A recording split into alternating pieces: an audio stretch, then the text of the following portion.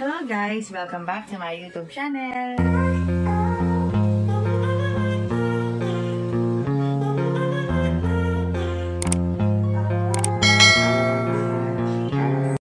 Hello guys! Heto na nga ang update sa Akari versus Signal HD Spikers. Nakasign nga ng high five dito ang Akari Chargers. Dahil ibig sabihin, 5 wins na sila. Masaya nga ang bawat isa dahil mukhang sila ang pasok sa top 1 sa Pool B. Magandang senyalis ito para sa Akari Chargers. Napakagandang duo ang ginawa ni Celine Domingo at Ivy Loxina. Malaki ang ginawa nilang ambag sa Team Akari. Sobrang galing ang ipinakitang laro nila dito. Nasa kanila ngayon ang momentum.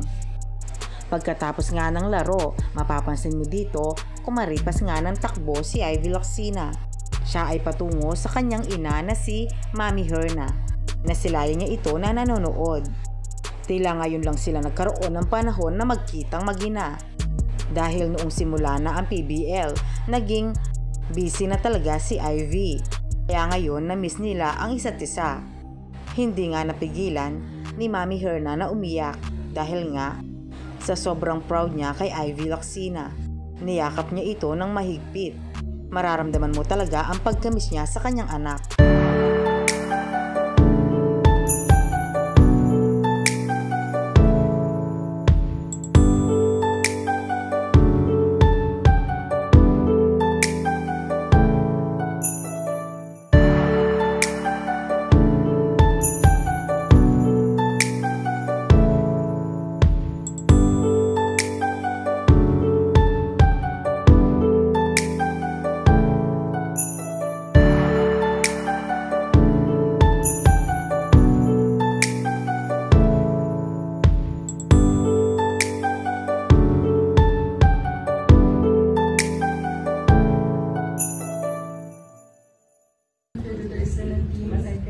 So how are you feeling being able to get those kinds of wins?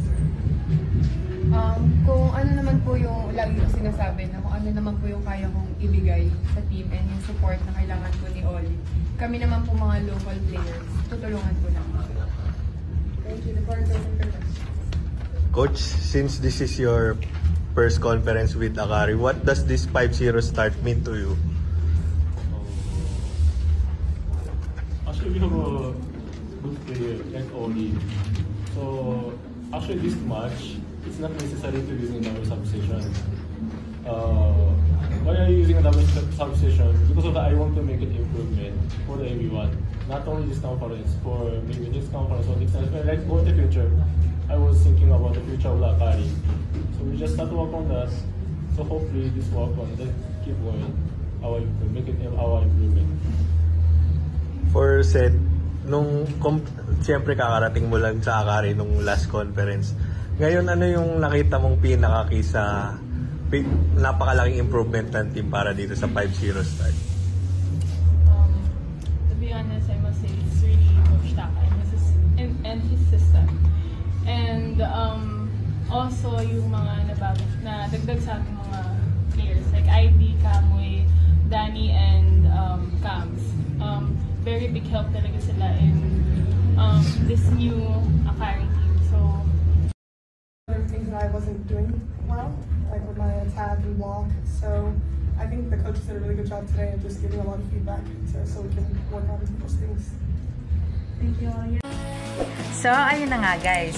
Kung nagustuhan mo ang video ito, huwag mo naman sanang kalimutang mag-like at mag-subscribe. At pakipindutin mo na din ang notification bell para lagi kang updated sa aking mga videos. Thank you! Bye!